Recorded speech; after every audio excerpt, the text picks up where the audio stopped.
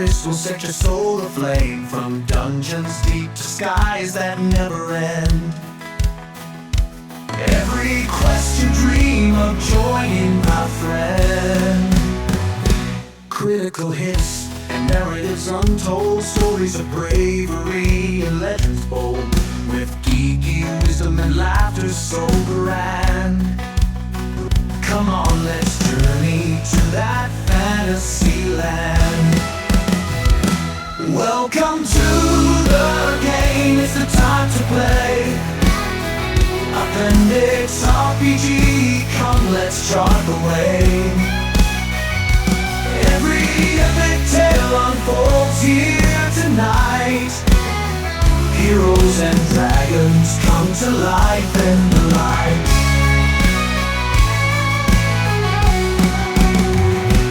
Building worlds brick by brick in our minds. Every character, a story we find. From warriors brave to wizards so wise, we'll explore the myths in a brand new guise. Grab your dice and let's begin the show. To lands unknown where magic flows. Roman and Chris are here to guide your way. In the realm of games, let's start to play.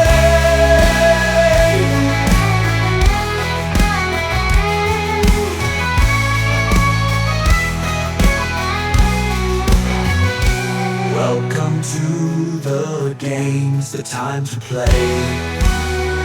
Appendix RPG, come let's chart the way. Every epic tale unfolds here tonight.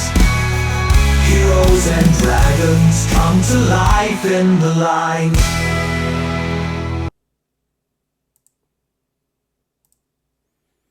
And welcome back, everyone. Had a little bit of a mix-up, but we're back again. So welcome back to Appendix RPG. In this week's episode, we're diving deeper into D&D's highly anticipated and newly released 2024 Player's Handbook. Join us as Chris and I explore the exciting new features, revamped classes, and refresh gameplay mechanics that are set to redefine your tabletop experience. Whether you're a seasoned veteran or new to the realm of Dungeons and Dragons, there's something for everyone in this latest edition. So grab your dice, summon your imagination, and let's embark on another adventure together. Chris, how you doing, my friend? Oh, I'm doing great. Doing great. I've been waging a battle against squirrels, but I think resorting to non-lethal chemical warfare has worked. Ah, yes, those nasty, nasty squirrels, and watch out for their +3 teeth. Yeah, they managed to nick my fiber optic cable Oh my goodness. because it was right across where they were crawling across my roof. Um, so we soaked a rag in cider vinegar and put it up there, and we haven't seen a squirrel in 2 days. So Good, good. Yeah. Don't mess up. Don't piss off the druids. no, no, I don't care where they go. I didn't need them to die. I just needed them to go somewhere else. Fair enough. Don't mess with the interwebs. All right. Right? So last week we delved into the character classes, and that was some great response we had with that. You had mentioned that you had a person that was playing a warlock in one of your games, and Yeah, they're how playing the did new that go? warlock. Um, well, they've got it mixed with sorcerer, so it's a warlock with a lot of spell slots, is what it is. So there's a lot of Eldritch blasts going on, but there's also a lot of utility, and they keep surprising me because I think of them as a warlock, and then they come out with this. I'm gonna spend 2 sorcery points and twin my Eldritch blast, and all of a sudden they're machine gunning Eldritch blasts across the battlefield. Um, Oh but my gosh. no, it's going pretty good. They seem to be enjoying it. So I mean that's a win as long as they're having fun. Awesome. Awesome. Glad that you're enjoying it. So next up in the handbook, I mean, unless you want to go back, I don't think I think everybody knows how to create a character. Not much of that has changed Right. from what I saw. Um, so we can delve into origins. I think that's the next chapter in the book. So far, I'm kind of liking the layout and the flow of the player's handbook. I've been enjoying that. What are your thoughts? Um, I love the new player's handbook for uh, for the layout and what they've got done in it. They were very smart. Basically, the player's handbook now is what so many players' guides are in different game systems. The player's handbook is everything you, the player, need to know to play the game. It doesn't have a bunch of other stuff in it.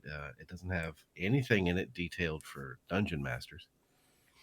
Um, it doesn't really even talk about the DMG at all. I don't think very much, except for occasionally when it says magic items will be in the DMG, stuff like that. Um, but my favorite thing about this book is the rules glossary that they included in it. Okay, Before, if you had a question about a rule, you had to remember where that rule was mentioned in the book. I've had many players' handbooks with little sticky tabs and pieces Uh-huh. of paper and yeah. If I'm not mistaken, page 101 of the first edition Dungeon Master's Guide is still either the save matrices or the attack matrices, and I forget which. But that's how you used to have to do it. With this rules glossary, if I want to know what are the rules for concentration, well, guess what? There is an entry for concentration in the rules glossary. If I go to it, it tells me all the rules I need to know about concentration right then and there. Awesome. So I no longer have to look through the magic chapter. Oh, nope, it's not there. The spells chapter, it's not there. Okay, back to combat. Oh, there it is. You know, so the rules glossary is my favorite part of the new player's handbook. Yeah, I've got that up on our screen now. Rules definition starts out right into ability checks, ability score modifiers. If you're on D&D Beyond, you can they've got the hot links. All of your conditions are listed in it. All of your hazards are listed in it. Your area of It's just effects. so That's nice. so Yeah, handy. Yeah. quick, easy way to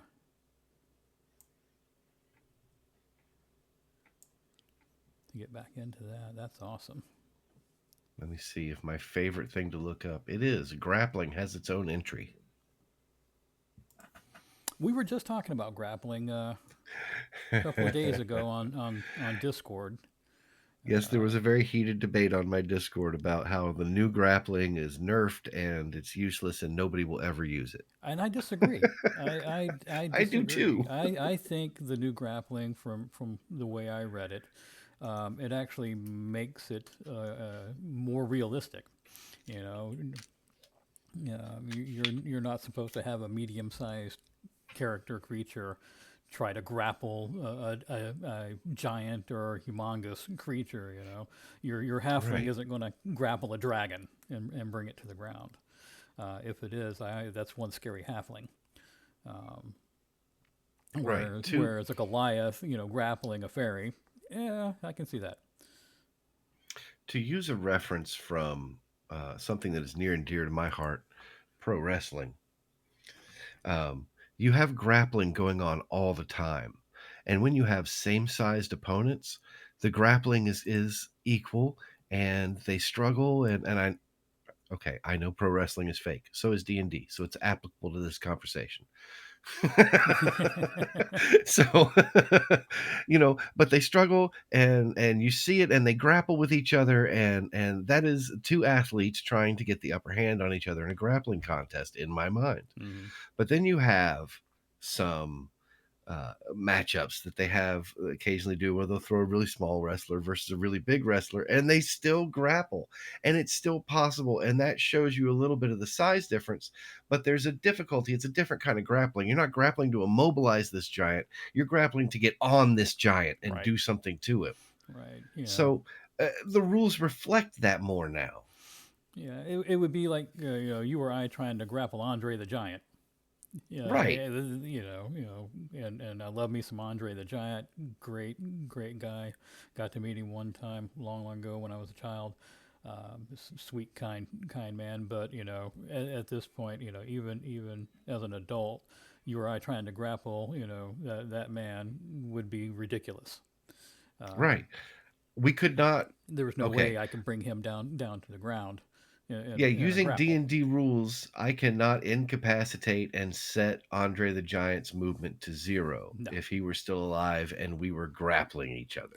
I I'm could not keep the man from moving, no matter how good at grabbing onto somebody I am. I could grab onto one leg with my arms and grab onto the other with my feet, and he would still be able to walk down the path. And it Yeah. might be a little bit of a trip hazard, but stopping him, bringing his movement to zero, no, that's Now, not a I have a possibility. character who loves to wrestle monsters. And I admit the things I do with this character, I shouldn't be able to do. He's wrestled sphinxes. He's wrestled, uh, what was that, a Lucrata? I think we wrestled a Lucrata once. Um, he wrestled trolls. He's tried to wrestle giants. That didn't work out so well. But ogres, he did ogres and beat the ogres, I believe. All right. But the thing is, it's a different kind of grappling. His thing was again not to immobilize, but to submit. Mm, He was trying to get the enemy to submit, and there's no rules for that in fifth edition. And guess what? There were no rules for that in AD&D when I was doing it in AD&D either. It's something your DM is going to have to come up with a way to adjudicate on the fly. right. And any good DM worth their salt, who's been doing it for a while. I'm not saying somebody who's been running a couple games a week for maybe 2 or 3 months um, is gonna have this in their bag of tricks, but players do the darndest things, and eventually somebody's going to do it to you. They're going to want to wrestle a dragon, and you're going to have to figure out how they're going to be able to do it, because you can take the easy road and say, well, you can't do that. Oh no, I would take the fun road and go. Okay, tell me how you're going to do this. Exactly, exactly. What you're going to do Explain it is to me. Explain it to me how your 3 foot self, I'm assuming they're smaller creature, is going right. to grapple this huge 80-foot creature that's 80 feet long, 20 feet tall, has a wingspan that's, a couple of beats of the wings are gonna could blow most normal people back. So please explain to me, what do you have in your toolbox, your bag of tricks, that can make this happen? And let's see where we go Yep. from there. You're going to tell me a story, and based on how good that story is, I'm going to determine how hard it's going to be for you to do this. Yep. If your story is, well, I'm going to grab him and jump on his back and then stab him between the shoulder blades, well, that's going to be pretty hard because it's not much of a story. If you tell me first I throw sand in the dragon's face to confuse him, and I have so and so use ventriloquism to distract him while he's blinded over here, and then I'm going to springboard off of so and so to land onto his back, and I'm gonna roll stealth when I do it, to do it lightly, or acrobatics to do it when I do it lightly so he doesn't notice. And then on my next turn, I'm gonna take my whole turn and line up my shot and stab him between the shoulder blades. Okay, make a couple rolls and attack with advantage. I've got my girdle of cloud giant strength. I take my potion of super heroism. I go in That's the between other the thing. Yeah, I go in between the if you're dragon's burning legs resources, and lift him up. Yeah, if you're willing to burn resources to do it, we'll get to it. Yeah, I mean, when you boil down the game, it's D&D is not only storytelling, it's resource management in a fun way. Hmm. Yeah, how do you manage your resources within this narrative? Oh, there's so many resources to manage in the new edition. Oh, there are. They gave you so many little things you can do during short rests and long rests now. My war priest that I'm playing, my dwarven war priest that I'm playing on Mondays, finally hit level 3, so he got his war priest subclass stuff, and he has, I believe it's equal to his wisdom bonus, which is +4. So 4 times a day he gets a bonus attack. Wow, and that resets on a long rest On a or a short short rest. rest. Okay. On a short rest. So four times a day you can short rest. You can do a short rest 4 times a day. Hmm. So that's Yeah. 16 times a day you can have a bonus action. Yeah, he's attacking with his warhammer many, many times if he doesn't have spiritual weapon up. Wow. Now, since spiritual weapon is a spell, he's doing more damage and hitting more often with it. Only 5% more often. He only has one more plus to it. But I mean, over time that adds up. So he likes to engage his spiritual weapon if he can. But if he doesn't, man, he's just sitting there whacking away with his warhammer. This once I'm able to fully integrate 2020 or 2024 rules into the BTT that I'm using. This should be an interesting new learning experience for me as a DM. I'm having so much fun. Fifth edition was fun. Don't get me wrong. And there is nothing wrong with fifth edition, especially with Mordenkainen's and Tasha's and Xanathar's books added to a DM's repertoire or to a table's repertoire. It really expands fifth edition into a great game. And I don't think there was anything wrong with it originally, but the expansions have all been good quality content. Now, you can use Xanathar's and Mordenkainen's and Tasha's with the 2024 rules. And just to be clear, we are a small channel. Wizards of the Coast, Dungeons and Dragons, Hasbro is not sponsoring any of this. If they No, want we're two to, dudes who love D&D, now that being said, if they want to sponsor, our wallets are definitely open. right? But But no, we're not being compensated or anything. These are honest opinions. but so that being said, yes, we're loving the new book.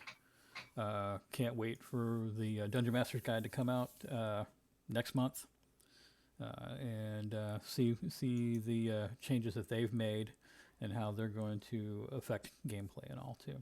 So let's get on to character origins. Did you use the character origins for your new 2024 character? I'm going to stop you right there. Yes, I did. Yes, I did. But I'm going to stop you right there. What, when you make a character, what's the first thing you come up with? When I'm making a character, it depends on the situation, whether I'm with an already established group of friends playing around the table, or if it's a new group. If it's an already established group, then it's kind of a okay. Do I want to play something that I'm not familiar with? Do I want to try something new? If it's a group of new people, then I'll kind of see where does everybody else want to play. What kind of fun are you wanting to play? Do you want to play a wizard? Do you want to play a warrior? Do and then I kind of go from there. All right. What Okay. niche do is everybody wanting to play, and then I'll At kind of go what into that. point, at what point do you figure out what race your character is? Usually, when I'm thinking about the class I want to play, and there again, that probably So, goes back to my first and second ed days. in my opinion, when I'm doing it, I'll tell you when I'm doing it too. I'm not just going to ask questions. Um, when I'm doing it, it is a member. It is race and class or class and race. Hmm. It is in that order almost always when I start thinking mechanically about my character. Stats don't matter. Um, Nothing else really matters. What matters is the role I've decided to fill in the party that we'll all have talked about. Well, who wants to do what? Well, I'd like to do, and I'd like to do, but once I figure that out, it's down to race and class. Those are the two most important considerations you can make for your character in AD&D Second Edition 3.5. And I never played Fourth, so I don't know. But arguably also in Fifth Edition. In 2024 Fifth Edition, it is arguably the least important decision you're going to make about your character. It is flavor primarily. It gives you some things. Dark vision comes with some classes. Some classes get blind sight, which is really cool. Um, or races get blind sight, which is really cool. But they don't call them races anymore, and that's a Species. relic. That's a Yeah, relic yeah. of my old playing this game. Or But they are species now. species now. Yes, and so here's the deal: you're going to decide on your species. Um, which they have, let me see, 1 2 3 4 5 6 7 8 9 10 species in the core book. You've got your Azamars, which are everybody knows what a tiefling is. Your Azamars are the opposite of the tiefling. They carry a divine spark from the upper planes instead of the lower planes. uh, you've got your dragonborn, you've got your dwarves, your elves, your gnomes. Goliaths are now a core race. And a Goliath, for those who don't know, they are descended from giants, and they are really cool. I have I a. love I love Goliaths. I actually have a Goliath in my Thursday night game. So I'm playing a Goliath cleric, again a war cleric. I seem to do that. That's because I really just play fighters who can cast spells. Um, but all the Goliaths are have a gift called Giant Ancestry, and it gives them special abilities. Like those Goliaths descended from fire giants. When they hit a target with an attack roll and deal damage, they can do an extra D10 damage fire damage to the target. A stone giant can take a reaction roll to roll a D12 plus their Constitution modifier, and they just get to absorb that much damage. That's pretty impressive. Yeah, and they can do these a number of times equal to their proficiency Yeah, bonus per long I'm rest. looking They're at really cool. fire giants, fire burn. Mm-hmm. Yeah, deal 1 to 10 fire damage to the target. Right. And then you have halflings and humans, and then there's another change to the core races. You have orcs as a core race. That's gonna be that's gonna be not just half orcs anymore. So just No, the I hear full my orc. purists crying out. I feel like when I said orcs are a race in the new edition, I feel like old Ben Kenobi when they blew up Alderaan. Yes, I'm sure these voices weren't suddenly silenced. Sometimes I wish they were. Well, I mean, they have their Not by opinion. having their planet blown up, mind No, you, just by, you know, they talk have their less, listen a opinion, little more. and their opinion is valid to them. Right. Um, No, absolutely. It's defined by their worldview yeah, and what they want. And here's the thing, these are the core rules for the new edition of Dungeons and Dragons. yeah. And do you know what I have done as a DM in 40 years of DMing? You want to play? You want to play a race? Okay, let's figure it out. Exactly. I have made it up. That's all I'm Yeah, doing is making it up. So if I have a world where my orcs are not available as a player race for some reason, maybe I've chosen to vilify them, make them my big bad guys, what have you. Maybe their civilization isn't one that is conducive to adventures. Whatever. There's a million reasons why a DM could say, like, well, I don't want orcs in my game. Guess what? Don't have orcs in your game. precisely. I've done that with one of my campaigns when I'm running Temple of Elemental Evil. the fifth edition, the Goodman Games version, and of course, we had a lot of new players. Oh, I want to play this. I want to play this. I'm like, okay, yeah, I'm going to, I'm not going to say no, but I am going to let you know the world that you're going to be inhabiting, just so that these are the difficulties this particular character that you want to play is going to experience. If you would Hmm. like, if you would like to go through that and try to manage that, and see the growth that not only your character can come, but maybe the growth of the people around you, then by all means. Or if you don't want to go through that much work and you just want to get out there, swing a sword, cast some magic, then these are your options. Right, right. But I am excited by the two changes. I love Goliath's orcs. Have some advantages. They can take the dash as a they can take dash as a bonus action. Excuse me. They can take dash as a bonus action, and when they do so, they gain temporary hit points equal to their proficiency bonus, and that's cool. Yeah. And they can use it a number of times equal to their proficiency bonus, and it resets on a short rest. So it's really cool. So do you think with people have been playing orcs since World of Warcraft? We'll bring Yeah. in that video RPG into the game.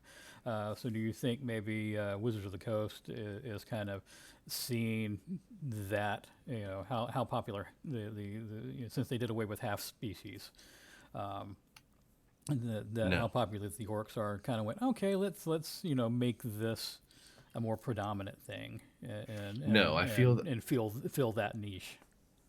I feel this is more related to the first part of your comment, which was doing away with half species, Okay. because half species have always been a kind of misbegotten bastard child without homeland or world. In my my homebrew world, I made half orcs their own race. They're not some tragic offspring of a human and an orc. They are their own race. The orcs are bestial in nature. This race resembles orcs, but they are not, so they are called half orcs. Um, that's how I solved the problem, because I didn't want every half whatever character to have to bear this stigma of, oh, I'm an outcast of both societies and nobody wants me. And uh, I mean, that was fun when I was 13. Okay. Well, let me ask you this then, since kind of pick your author brain. You're a writer. Hmm. Um, do you think that maybe that that journey? I don't belong. I'm a half elf. I don't belong to the elves. I don't belong to the humans. As we've seen that journey in several other literary adaptations. Dragonlance. You see it in Lord of the Rings. Granddaddy fantasy. Um, so why not in the role playing game? Why not experience that journey, uh, that path? Well, there are. Or is it maybe just it's been trodden so much that that path is now a road and a highway? No, no. It's still absolutely a valid character arc to explore. I don't think it's. I don't even think it's overdone. Honestly, I think it's done poorly a lot, but I don't think it's overdone, and I think it still has a place. And here's the thing: they are going to release rules for half species. It's just flavor now. Hmm. What you do is you decide if you want to play a half orc, for instance, you decide to take either the human stat line or the orc stat line, and all that entails. You just are a half member of these races. And it gives players a lot more agency over their characters now, where they don't have an automatic stigma. Where if all my orc societies are brutish and brutal and uncivilized, then a half orc is probably not going to fit into their highly tribal civilization and is not going to be fully accepted by the more civilized nations. And I realized everything that just came out of my mouth was colonizer speak. Um, so these are the things we're working on. We are a product of our past. Yes. But no, uh, that's the situation. You can still explore that storyline. You can still have it. You just need to make a decision. Are you orc or are you human? Okay. What half did you inherit? No more a mixing of okay, I've got the good of this and the bad of that. Right, Yeah. right. And I mean it because half elves were always kind of a consolation prize for people who didn't want to play a lame, boring human. I Mm. say this as a human player, um, but didn't want to commit to being full elves. I think that half elves have always had a place in fantasy as kind of this bard type character, or diplomat type character, this bridge between the worlds. But half orcs are only barbarians. And I don't mean that to say you can only play a barbarian as a half orc. I just, if I see a half orc, That's your first it's a thought. barbarian. I did see an assassin once, which is right up my alley from AD&D. Oh, I'm good with that. That's acceptable for a half orc, but I haven't seen any half orc clerics. I haven't seen a half orc wizard ever. So, but okay. now you can choose the orc stat line and choose to become a rogue and have 120 feet of dark vision and be able to dash for free. That looks like it's going to be fun. What about feats? What kind of feats are you looking forward to? Okay. Actually, I want to take us back to character origins real Okay. fast Yeah. because we missed the first part of it, which was background descriptions. Now, your background here is where your stat bonuses come from. It's no longer tied to your species. It's tied to your background. Now, this is a bit of a pain in the butt, and they have also said guidance is coming for custom backgrounds. So, just because these are the options they gave us doesn't mean that these are the only options available. There's going to be guidance for creating your own backgrounds, so you're not locked in. And the reason I say locked in, let's say I am playing a fighter character who has become a fighter because he has been forced out of his land, or out of his merchant job for a crime he didn't commit. So we're going to go with merchant for a background. Well, if I click on merchant for a background, I only have constitution, intelligence, and charisma available to me for stats. I want to make a fighter. That's not going to work. I need strength, baby. Okay. Or if I'm going weird fighter, I need dexterity. And I think me as a DM and your opinion might differ as well as a lot of others. I would think okay for me, I'm like all right if you want to make that, then what we can do is we you can swap out ability scores. Do a one for one swap. You want to make a fighter merchant, all right. You might sacrifice a little bit of charisma, or you might sacrifice your intelligence for strength, or somewhere along those lines. Keeping it to their basic three from what I've seen so far. Right, and that is exactly the old school pen and paper solution. Just because it says this in the book doesn't mean that's how we're going to apply it. Right. We're going to apply it however we want. But the problem comes when you're using the modern tools, the virtual tabletops. Mm-hmm. Because if I choose merchant as a background, I can only choose constitution, intelligence, and charisma for my stat bonuses on my character creator. Well, I mean, there might be So a then way. you have to go through and manually hack Yeah, it afterwards. yeah. I was about It's to just a say. pain. But I want to see them come out with the guidance for the custom ones so they incorporate them into the modern tools. So it makes my job as a modern DM easier. But the backgrounds are great. I can't wait to see the expanded backgrounds that are eventually going to start coming out because we're going to see Greyhawk information and Forgotten Realms information Oh, and who knows what other informations. And so I'm we waiting for should Greyhawk. get, yeah, we should get specific backgrounds for those areas. as those books come out. So I'm very excited for that. I am so excited for Greyhawk. I mean, nothing wrong with Forgotten Realms, but there again, the first and second ed days, it's Greyhawk is my one true home. Yeah, Greyhawk is where my heart lives. And there's So there's a lot of there's still a lot of good Greyhawk material out there, and there's actually a YouTube content creator that has a Greyhawk channel. Highly recommend you go over there if you're into Greyhawk, or if you kind of want to see what's coming up or where Greyhawk came from. yeah. You also get feats from your backgrounds and skill proficiencies and tool proficiencies. You get so much stuff from your backgrounds. So your backgrounds become a very important decision for your character, which I like because it makes people give some thought to their characters, and not just like I do. I'm going to play a human fighter. Um, feats. We'll move on to feats. I haven't looked at a lot of feats, and honestly, I don't. I started feats, of course, in 3.5, like most of us did, and I like feats. I like the idea of them, but I find a lot of the times I don't build characters around feats, and that's just a downfall because I don't build power characters that often. I'm the But same. There again, I didn't really play a lot of 3 and 3.5. First and second were my jams.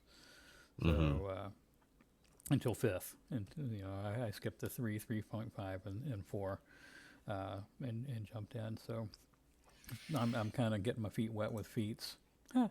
On five and now 2024 rules. Um, I know. I know they have fine tuned some of them. I know they fine tuned Great Weapon Master. Great Weapon Master now increases your strength by one. Um, you do extra damage with it if you hit with it. There's no longer you have to take five away from your to hit roll to gain 10 damage. Now it just does your proficiency bonus and extra damage if your weapon has the heavy property. I see they've brought in the prerequisites in order to have the feat. That was something of a 2E. Mm-hmm. That's always good. Yeah, all of the feats now, or not all of them because I haven't read them all, but most of the feats I'm seeing all involve an ability score increase now. So it's not a sunk cost before. Before you had to give up an ability score increase to get a feat.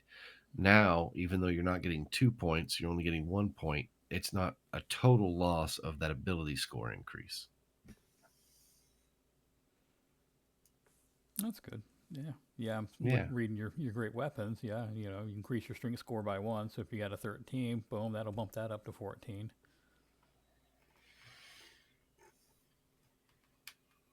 my favorite polearm master.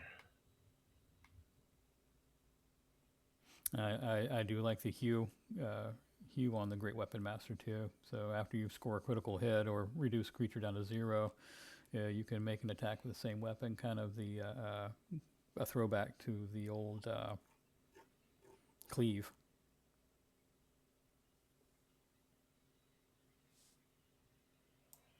They took away my combination though. What was that? Sentinel and polearm master. No. Sentinel used to allow you to make multiple attacks of opportunity anytime somebody entered your uh, threatened area. And if you combined it with Polearm Master, you could reach out and touch a whole bunch of people. It was really good. Now, um, if anybody within 5 feet of you, you get to make an opportunity attack, but it's still just a reaction, and you only get one reaction per turn. So it's only one attack. I think it was always only one attack, but I don't know. The way it read before, it felt cooler. Mm. But I'm okay with that. Well, it looks like they still have Sentinel. Mm-hmm. So it's just and they still have the Polearm Master.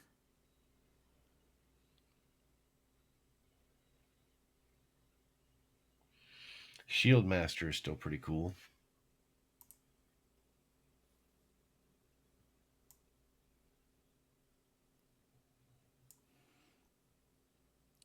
level 4 or better, and you have to have shield training for your prerequisites on that. And you get a bump to your strength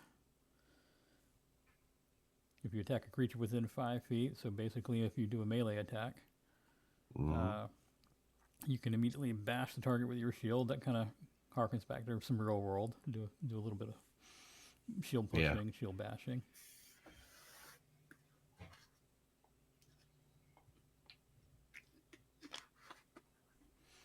Yeah, I got to make a save with 8 plus strength modifier and your proficiency bonus, so that could be a good one. Yeah, I like it. Um,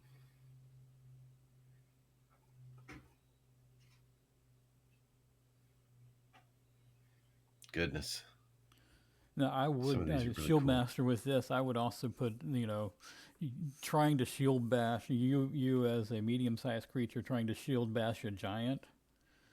I can already see that because I have this happen a little bit with one of my people.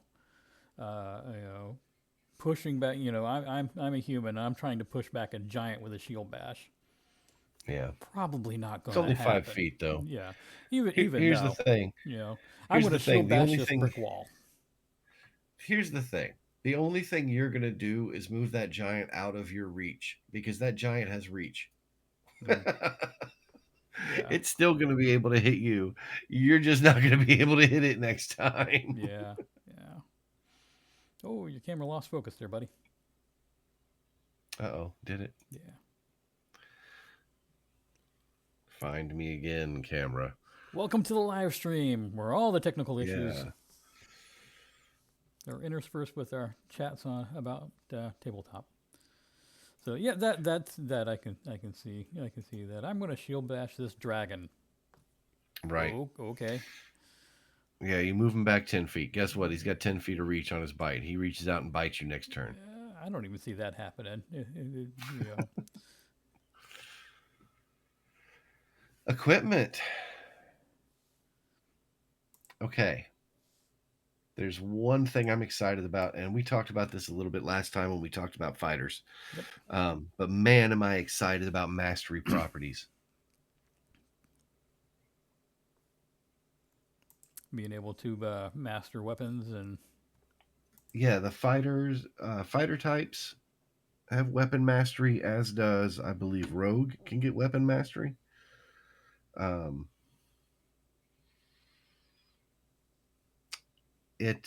I predict right now that fighter is going to be the class everybody's going to dip into for weapon mastery. of course. Everybody's going to want that first level of fighter for weapon mastery. What's your favorite weapon? Oh, it depends on what I'm playing. You know, if Battle axe. my dwarven fighter is going to be that battle axe. Okay, the weapon mastery property for a battle axe is topple. Topple says if you hit a creature with this weapon, you can force the creature to make a constitution save. The DC is 8 plus the ability modifier used to make the attack roll and your proficiency bonus. So a 19 max. On a failed save, the creature has the prone condition, so your battle axe is knocking people flat. I mean, it's kind of doing that already in our 1E game. Well, that's because we do so much dang damage. Let me see. A glaive, one of my favorite weapons. Actually, the halberd is. Where's my halberd? Halberd has cleave. If I hit a creature, then I can make another attack roll against the second creature within 5 feet of it. That's every time I hit with it. Jeez. So yeah, they've kind of changed up the cleave a bit Mm-hmm. from second to fifth. I take that back. It's not every time I hit with it. No. I can only cleave once per turn. But until I get extra attack, it's going to be once per turn. I'm allowed to attack with it. So it's a way for starting out to get 2 attacks. Oh, and it only takes the weapon's damage, not your ability modifier to the damage. So Right. so you're not gonna get that strength modifier into it. Right. Unless it's a negative modifier, which I don't see that happening too often. The most in common a weapon. fighter. Right. No, me either. The most common weapon I imagine that all players have at least one character with one of these on their sheet is the longsword. Oh yeah, yeah. Longsword special property is sap. If you hit a creature with this weapon, that creature has disadvantage on its next attack roll before the start of your next turn.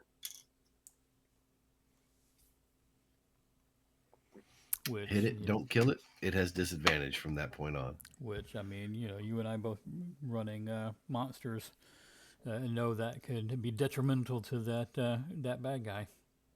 Yep. Bows, both longbows, those are martials. Let me look at the short bows have Vex. Vex. Now, Vex, what that does is it gives you advantage on your next attack roll against that creature. I mean, I can see that coming in handy with a rogue type character that kind of wants to hang out in the background, hit somebody with a bow, and have that Longbow, feat. right? Here's the one though. Longbows have slow. If you hit something and deal damage, it reduces their speed by 10 feet until the start of your next turn.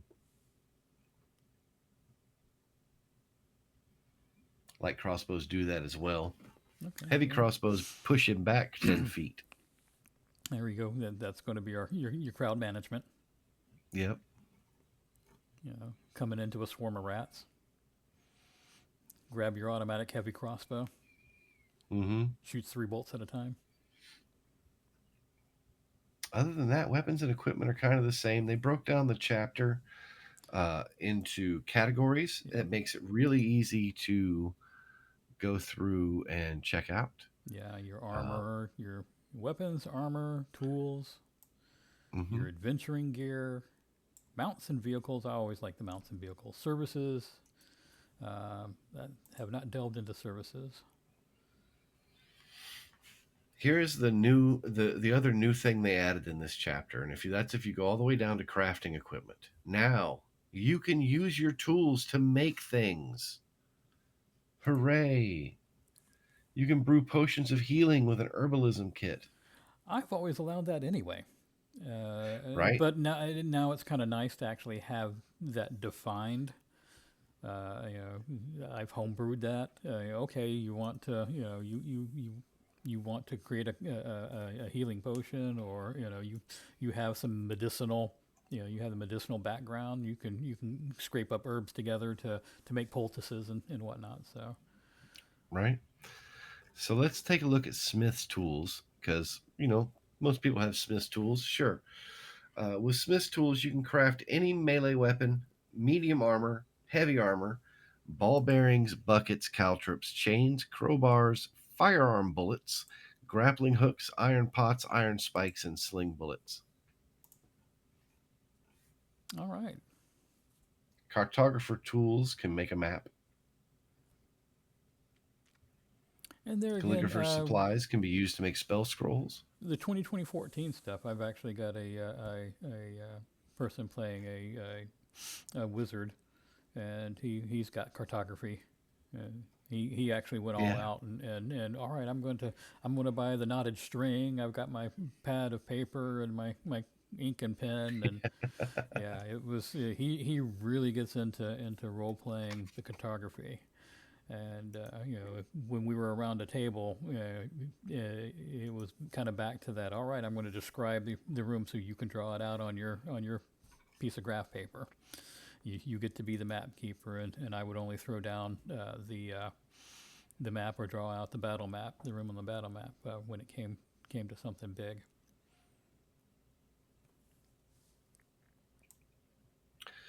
So next comes spells.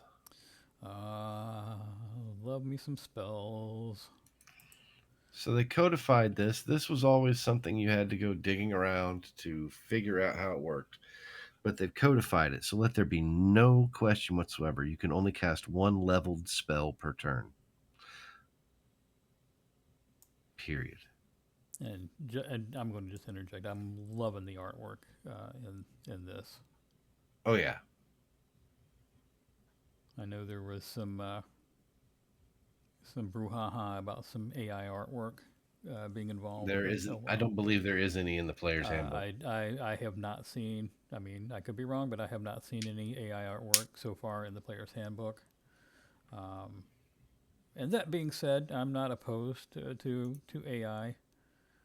in certain situations. Matter of fact, our logo was AI generated. Our song was AI generated, and when and if we start making any type of revenue from this, that will change. Because I'm also in support of, believe in supporting our local artists and craftspeople, and don't wish to take anything away from them.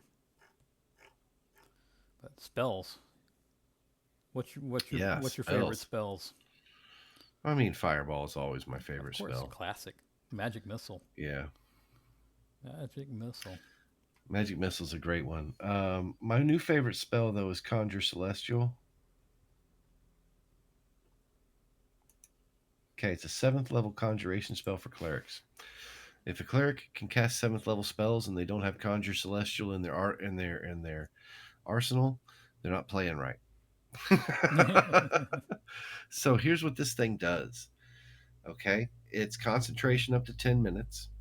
Has a range of 90 feet. Verbal and somatic components cost one action to cast.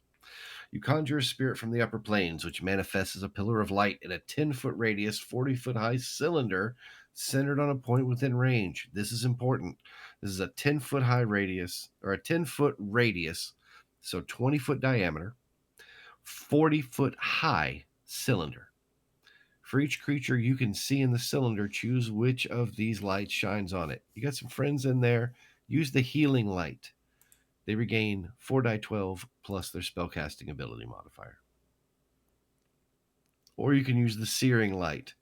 Target makes a dex save, taking 6 die 12 radiant damage on a failed save, or half as much on a successful one. Now, I would like to remind everybody paying attention that this spell lasts for 10 minutes. That's a lot. That's a lot. Holy cow. And That is forever. Bring that let me up. see if you can move it. I forgot if you could. Oh, yeah, you can also move the cylinder up to 30 feet. Holy When you cow. move as a movement action, it's not even a bonus action, it's a movement action.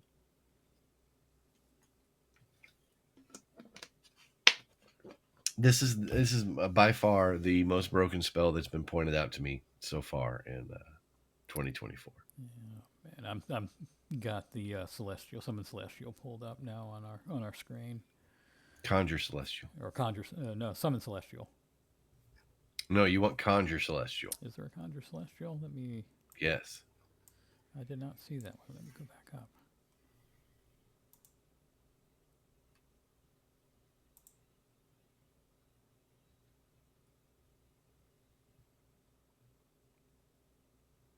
Ah, there it is. Summoning a celestial just gets you a buddy to pal around with for Mm, an hour. That's still pretty good too. Oh, it is. There we go. Conjure celestial. Yeah, you're conjuring a 10-foot radius fireball essentially that lasts for 10 minutes, doing That 6 is die 12 damage to all enemies. that is insane. I mean, it's also level 7, so still. Whew. It is, and it's meant to be insane. Yeah. Yeah, well, at level 7, you should be dealing some hefty damage with the things you're coming up against. My objection is the 10-minute duration Yeah, that's. and the 90-foot range. It should be 60-foot range and a 1-minute duration. Well, it does have concentration. So if At you can seventh level, break that concentration, then it or goes not away. seventh level, what level cleric is casting a 7th level spell? Hold on. Um, it'd have to be what, ninth? That's what I'm about to find out. I believe it's the ninth. 13th. 13th. Okay.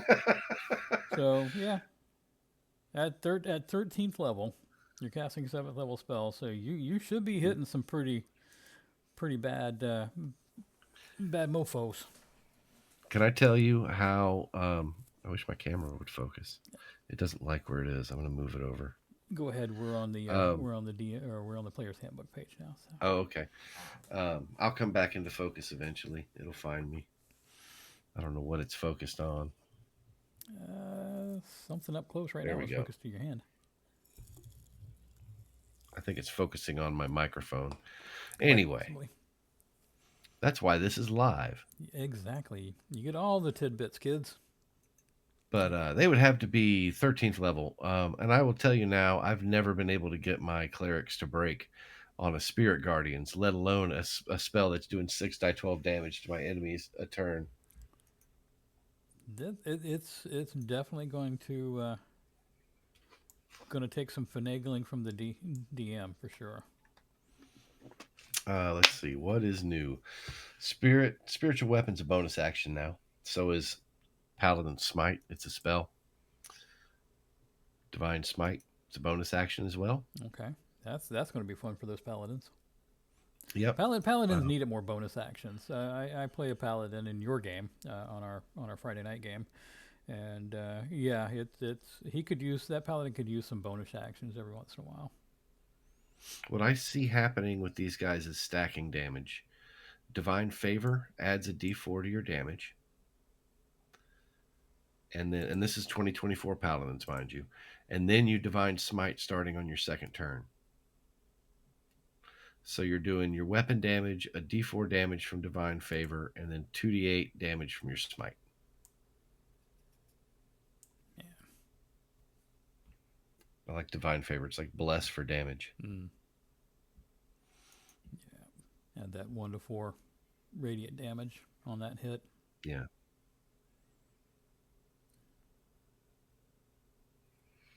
So with spells, I mean, there's just so many, and so many of them have little tweaks that it's kind of impossible to go through them. Yeah, that's well. I mean, it's the biggest chunk of the book. Right. Is the spell list, and Basically, it should. consult your I mean, favorite spell.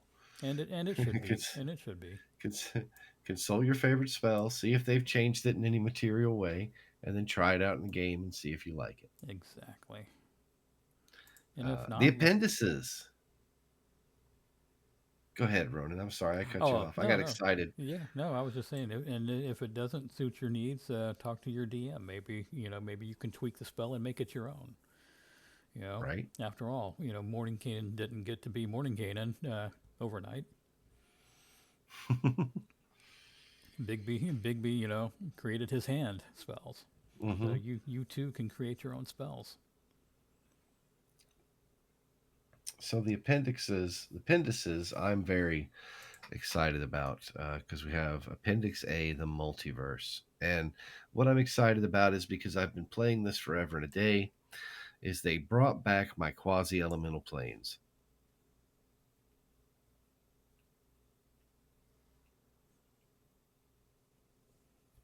Kind of hard to get that whole picture in frame, but there it is. There we go. The inner planes, your plane of water. Oh, plane of ooze. Mm-hmm. And we've added plane of ice, the Shadowfell, the material, your Feywild, which is, all great. Plane of magma, obviously adjacent to fire, as well as ash. And then they detailed out all of the outer planes, and they have them all again. We don't have this weird. Okay, um, Ronan, why don't you look up the? Let me see what they call it, because this is kind of the world tree cosmology. Um,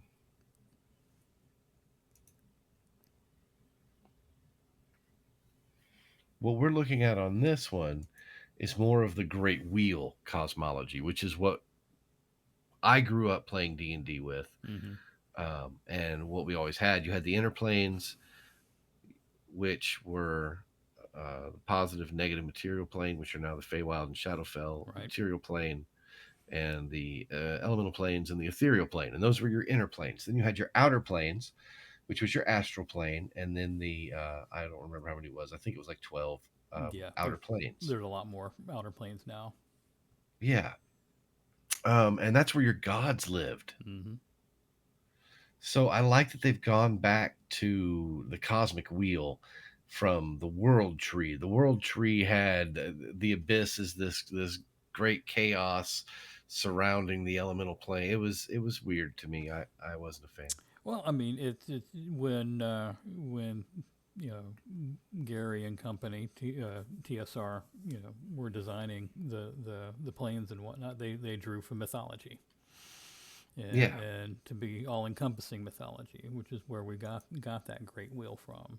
And they kind of Hmm. went back. It looks like Wizards of the Coast went back to that with Elysium and Hades and the Nine Hells and the Abyss, Pandemonium, Limbo, Isgard.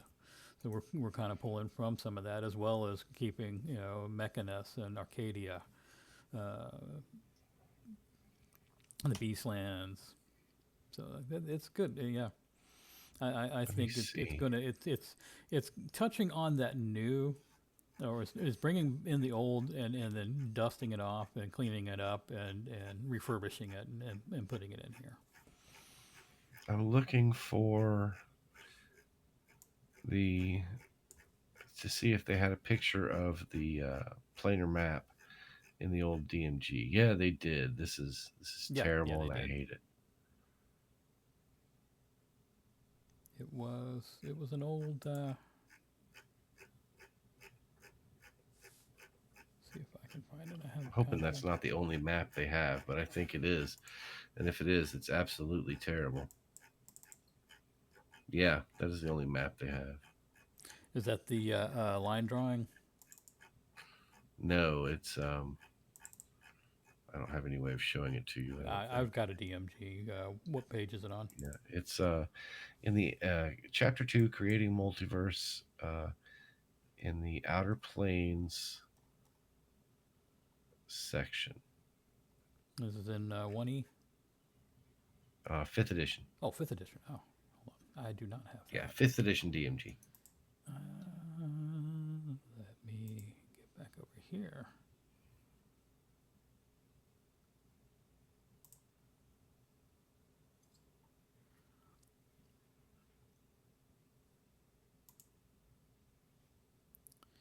Do do do. You said chapter 2, Yep. and If you find the outer planes section, it's at yeah. the end of the inner planes section. There's a map, and Okay, I'm pulling it up now. Oh, nope, I do not have. it only shows the inner planes. Yeah, I don't have that copy on. I don't have that copy, unfortunately. Oh, oh well. Yeah, look it up, kids. Yep. Or rather, don't. It's not impressive. Nah, Um, it is an impressive piece of artwork. It really is. I just don't feel it's representative of the inner planes, and it's not a good map as far as map goes. It's an excellent piece of art. Let me not disparage the artist at all. Um, I just don't.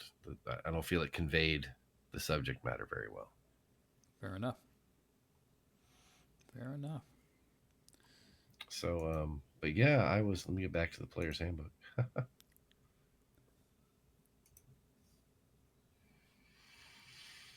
Then they got some creature stat blocks. Those are always handy to have. One of the things I noticed that they had in the creature stat blocks that made me kind of giggle a little bit was that one, they've got a pseudo dragon. They've also got a Sphinx of Wonder and a Slad tadpole. So I I like the just thought pseudo that was dragon. entertaining. I had a 1E character, or yeah, 1E or second 2E character that had a pseudo dragon as a companion for the Hmm. longest time. It was fun. It could But polymorph. after that, It would polymorph itself into a belt, and I would wear it as a belt. And then we would get into trouble, and it would polymorph itself back into a pseudo dragon and go on things. oh, that's great. It was fun. That DM was quite the inventor. I know you've heard that story, heard the story several times. This was back when I was in tech school for the Air Force, and Hmm. this guy, I mean, his brain was just on another level with his world creation. And for him as a DM, there were no off limits boundaries for character Right. creation, for what you wanted to do. If you had it and you wanted to do it, come on and play it. As a matter of fact, I was big into, still am into Dragonlance, and I just wanted to play this really fun character, and I'm like, hey, I want to play a Gully Dwarf, and he's like, all right, and of course the supplement, the Dragon supplement at that time had the stats for Gully Dwarf, and he's like, you want to play a Gully Dwarf character? Fine. He's like, how about a Gully Dwarf detective? And so his equipment was a giant lollipop magnifying glass. And so he would run around with this giant lollipop magnifying glass and raise up in front of his eye, and his phrase was dum dum dum dum. Whenever he would say something, it was always dum dum dum dum. That's great. So yeah, pseudo dragons and Gully Dwarf detectives. He got into quite a bit of trouble too. Well, all right, Chris, that's an hour, man. It goes by quick. Hey, wow. Goes by quick. I was going to say the only thing left in the player's handbook is the rules glossary, and you owe it to yourself to read through it so you know how the game works. And we kind of touched on the rules glossary at the beginning of the show. So yeah, that's our go through and two show walkthrough of the player's handbook. If there's anything else you want us to go over, definitely let us know. Reach out and send us a message, chat with us. Come over to the Discord channel. I'll let Chris promote his Discord channel. I will have to put a link up because those links are long and complicated and strange. But in the meantime, come find me on Start Playing Games, startplaying.games/GM/UNC. Right, and I'm also on Start Playing Games. I've only got one adventure going, but I still have a couple seats. Come play this one with me. Return to the Tomb of Horrors. It's a great adventure. Yes. Come play this one with me. All right. Until next week, hope everyone has a great rest of your week. Keep gaming, and let us know what games you're playing, and let us know what you want us to talk about next week. Absolutely. Take care. And for those of you in the paths of these multiple hurricanes we've been having, keep your head down and your hearts high. Indeed, indeed.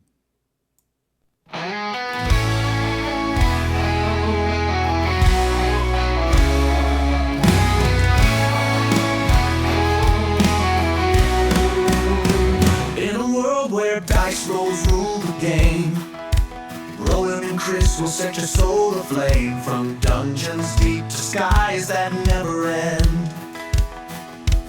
Every quest you dream of joining, my friend.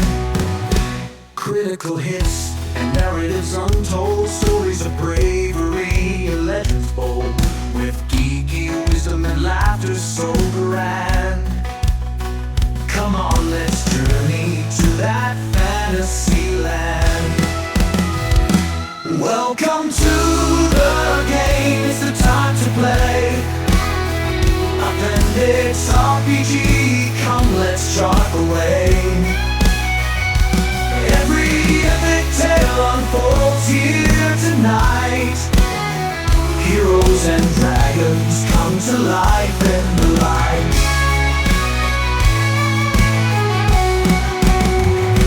Building worlds brick by brick in our minds. Every character, a story we find. From warriors brave to wizards so wise, we'll explore the myths in a brand new guise. Grab your dice and let's begin the show. To lands unknown, where magic flows. Ronan and Chris are here to guide.